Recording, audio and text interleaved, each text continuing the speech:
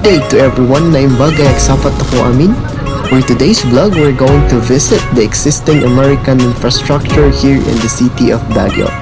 Aside from that, we're going to learn the history behind these places. This infrastructure becomes tourist spots in Baguio City and of course offers free entrance fee for everyone. So let's go and be amazed of the historical landmarks left by the Americans in the city of Baguio. Let's start with the famous Kennon Road.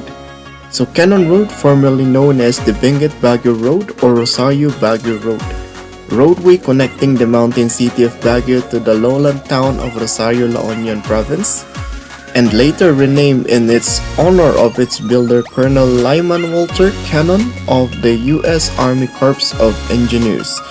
This is one of the greatest legacy of the American in the city of Baguio since they were able to carve the mountain to create roads in order to reach Baguio City.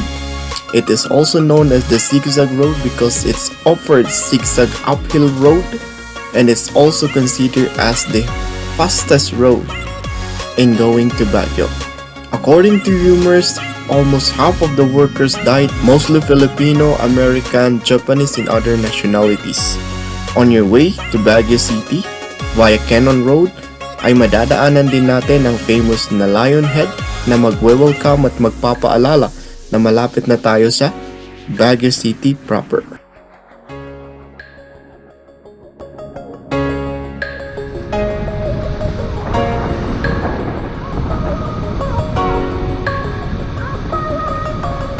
Second on our list is the Camp John Hay. So ano nga ba itong Camp John Hay? Camp John Hay serves as vacation and recreation sanctuary for the American servicemen. For almost the whole of the 20th century, it is what made Baguio City in the Philippines as the Little America. In the 1903, Camp John Hay was designed for the exclusive use of the U.S. Military Department of Defense in the Far East. The U.S. base, named after the U.S. President Theodore Roosevelt's Secretary of State, was used by the Japanese as a concentration camp for American and British soldiers during the World War II. It was also used as military headquarters when General Yamashita moved up north from Manila towards the end of the Japanese occupation here in the Philippines. Today, the Camp John Hay is better known for its golf activity, hiking and picnic for its Baguio's friendly climate and natural scenery.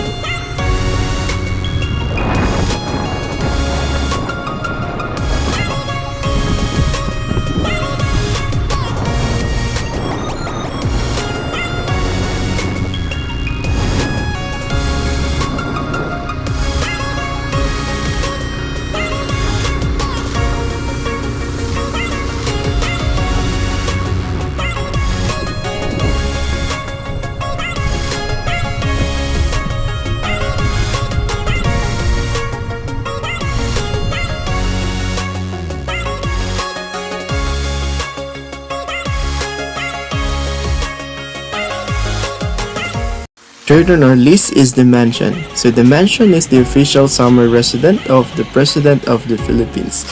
It is located at Leonard Wood Road and just across the Wright Park.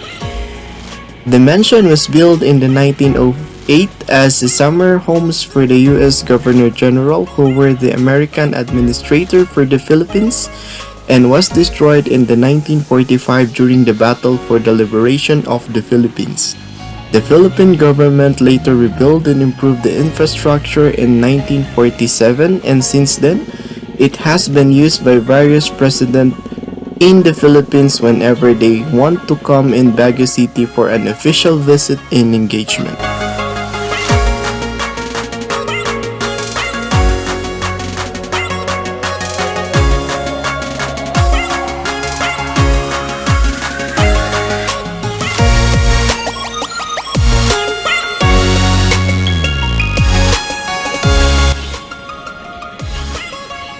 Fourth on our list is the Burnham Park.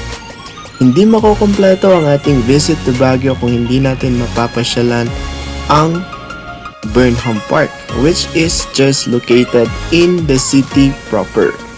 Burnham Park was originally designed by a renowned American architect and urban planner David Hudson Burnham. In the 1904, he as well designed the original plan for Baguio City itself. The park is more than 100 years old. It was originally designed as a recreation center for the U.S. Armed Forces. You can tell because around the town there are several roads connecting to Janhay, which is the former recreation base for the U.S. Armed Forces. In the 1990, a heavy earthquake in Luzon killed more than hundreds of people in the Baguio City, leaving many homes destroyed. Burnham Park served as a refugee camp for the people in Baguio.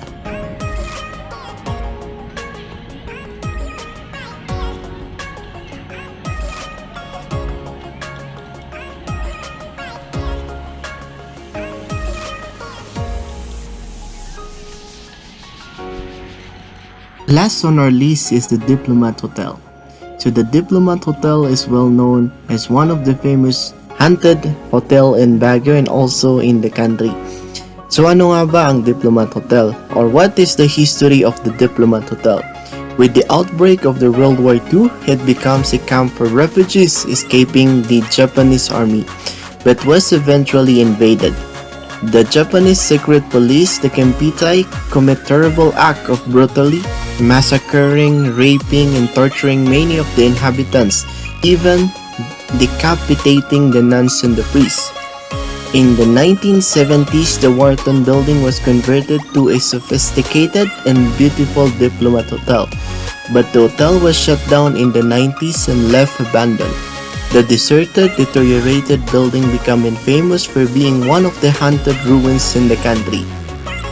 Many people saw headless apparitions at night and reported screaming, crying, banging of doors, and other strange, desperate sounds. Some believe the building is haunted by a restless spirit of its grim's history. It becomes one of Baguio's tourist spot that offers 10 pesos of entrance fee for the adult and 5 for the kids. At this moment, the ruin can only be viewed outside the hotel and the tourists are not allowed to enter the ruin for its old structure.